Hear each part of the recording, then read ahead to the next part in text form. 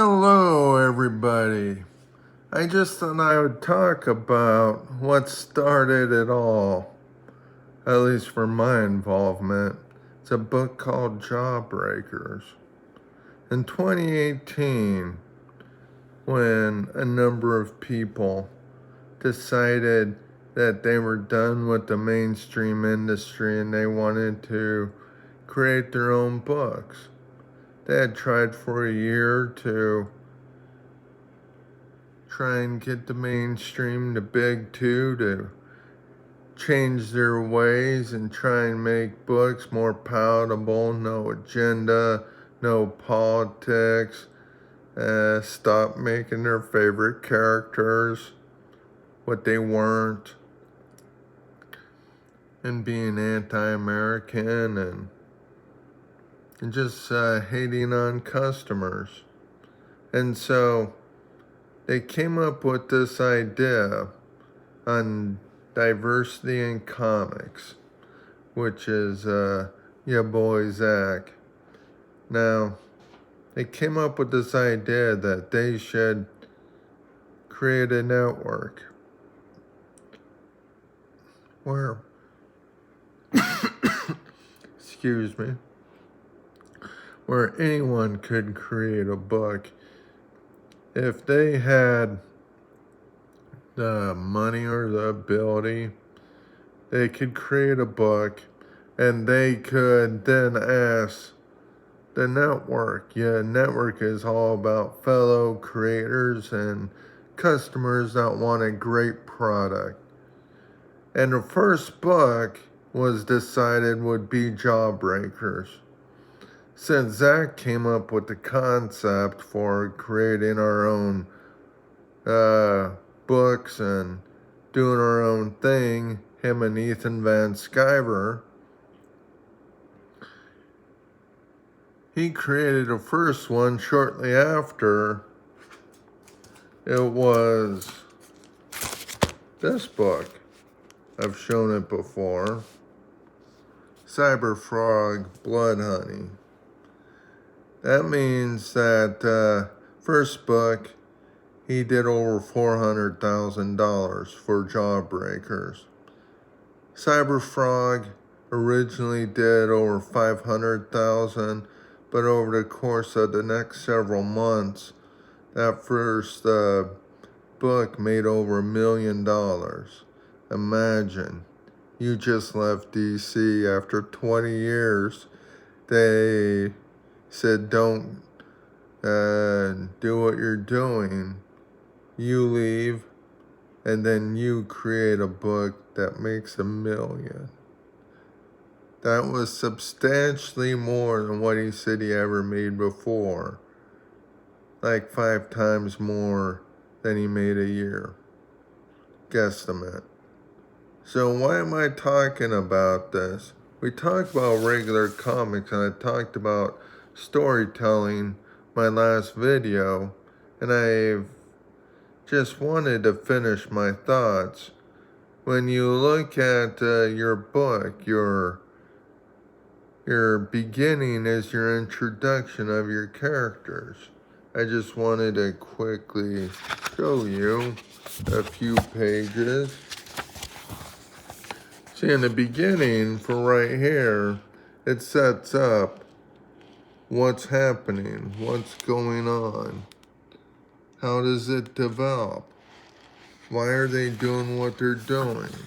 And then they continue. And of course, they're mutants, all of them. They're mutants that are mercenaries for hire, that used to be in the military. And you see in the book, it's very much action-oriented. And you look at the story. You look at what's going on. This is the beginning. You look towards more in the middle. Very much combat-oriented action. But they're trying to accomplish a goal. Accomplish a task, which is the middle. They are willing to fight, to do what they have to in order to finish whatever they are trying to do. And so I look at these colors, and I must say that for colors and art, we haven't had a lot of good art in a very long time, in my opinion. But then you look at the ending. The ending is just the end of that chapter. So they'll go into the next book. It's quite intriguing when you think about it. Conversely, when you look at Cyberfrog, and they show everybody that, see the signature? Most artists charge for their signature. Ethan told all of the people that joined the book that they would get it for free. Now you look at this, here's the beginning. Starts on a faraway area. They are in outer space by a sun. You can see they are talking as the ship travels. They're saying what they must do. This is the beginning. This is the intro.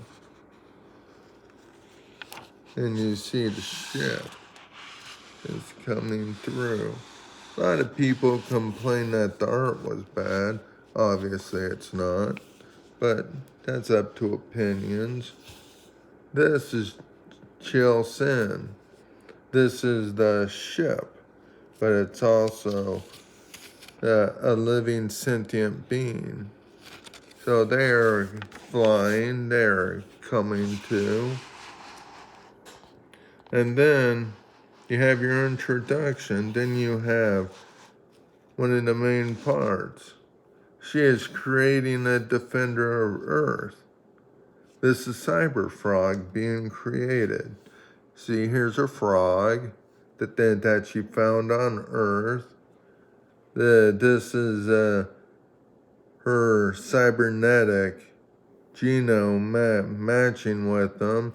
And you can see Cyberfrog being created and Chelsea talking to him. Now, this is the finished product.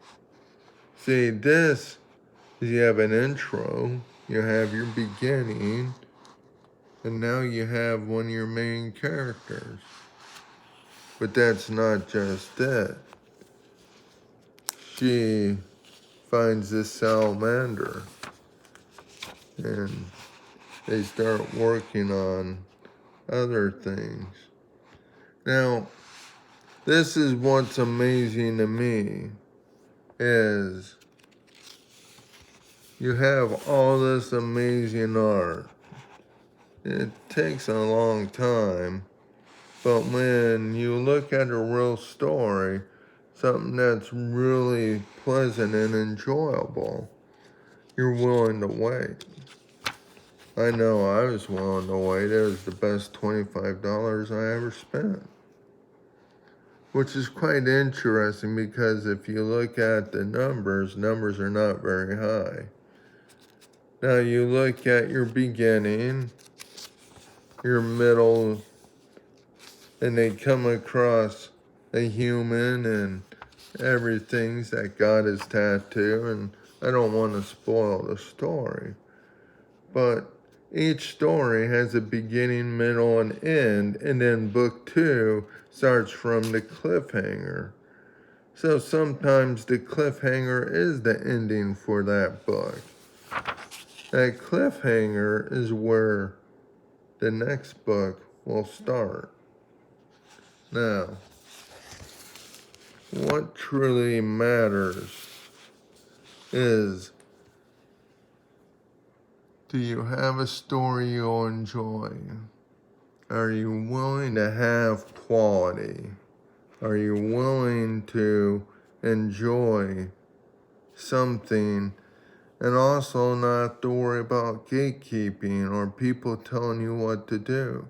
It all comes down to the customers. See, I love Del Keown comics. I've always enjoyed Kirby, like I've said before.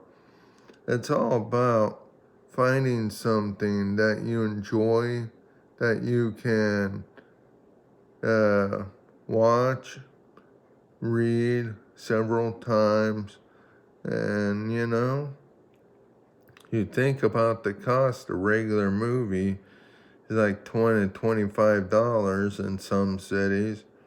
I'd rather get a book and just enjoy myself, because it will last for a very long time. I hope you have a great evening and Merry Christmas.